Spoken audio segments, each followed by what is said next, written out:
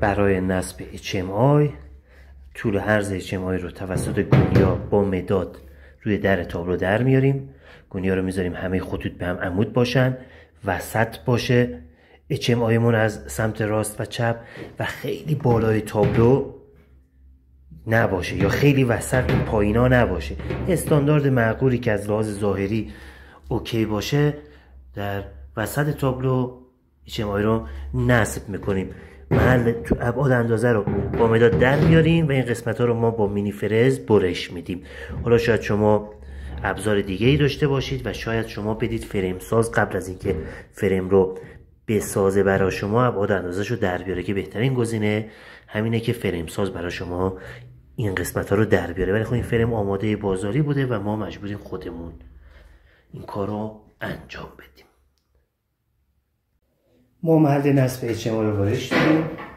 مشاهده میکنید دوستان، HMI رو اینجا نصب میکنیم به این شکل و از این هولدرها استفاده میکنیم. از این هولدرها استفاده میکنیم تا HMI رو در محل نصب کنیم. چیز سختی نیست. ممکنه عزیزان کسی ما رو مشاهده کنه که تا HMI نصب نکرده باشه. این هولدر رو من برای یه دقیقه ویدیو رو نگه دارم و برای شما از نزدیک ویدیو بگیرم. این یه دونه رو ببندم، پیش محکم کنم. خب خیلی راحته برای نصب. ببینید عزیزان، این هولدر میفته اینجا، این قسمت این زبانه که اضافه هست اومده بیرون این قسمت و کافی این پیچ رو صفر کنیم. این هولدر HMI سر جای خودش محکم نگه خواهد داشت. ما یه سوراخ 22 میلیمتر هم زدیم روی در تابلو برق با این گردبر 22 میلیمتر برای استوپ امرجنسیمون.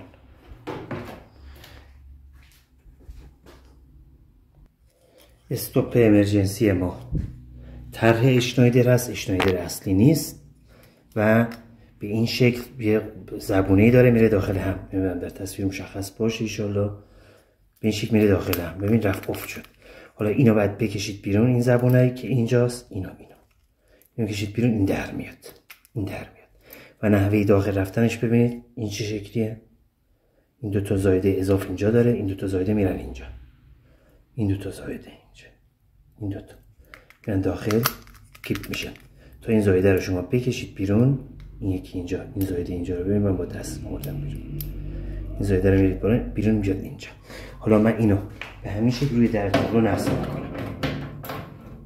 برای محکم شدن اینجوری نچرخه من این پیچو سفتش کردم. اینو سفت میکنیم اینجا محکمش میکنم و مکانیزمی داره که این دوتا رو هل میده به سمت جلو و سفت میشه. این شد استوپ امرجنسی. حالا رنگش سبز، ما باید تبدیلش کنیم به قرمز. قفل نشو هم هست، باید تبدیلش کنیم به استوپ قفل شو. بعضی از اینا قفل میشن و بعضی قفل نمیشه.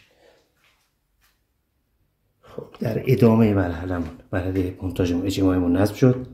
اینجا باید سوکت این لیبر رو بکنیم، سوکت مثبت منفی تغذیه رو متصل کنیم. اینجا مثبت منفی تغذیه اینو متصل کنیم. ببینید مثبت منفی 24 ولت و ارت رو این فشار میدیم میره سر جاش. اینجا پین شبکه‌مون هست، USB پرینتری مخصوص پروگرام کردن و این هم خود تابلو برقی که آماده کردیم. این سینی داخلی و قطعات میان داخلی. قبل از اینکه این سینی رو بذاریم داخل فریم میایم وایرینگ رو انجام میدیم. توضیحات خیلی فکر میکنم دقیق شد، شاید از حوصله بعضی از عزیزان خارج باشه این جزئیات. خیلی ها بلدن اینو چجوری نصب کنن، استوپ امرجنسی رو هم به چه شکل نصب کنن. خب گفتیم آموزشمون حتی الامکان با امکانات حداقلی که در اختیار داریم کامل باشه. امیدواریم که مورد پسند دوستان تو اینجا کار واقع شده باشه. میرسیم به مرحله وایرینگ این سینی داخلی تابلو برق.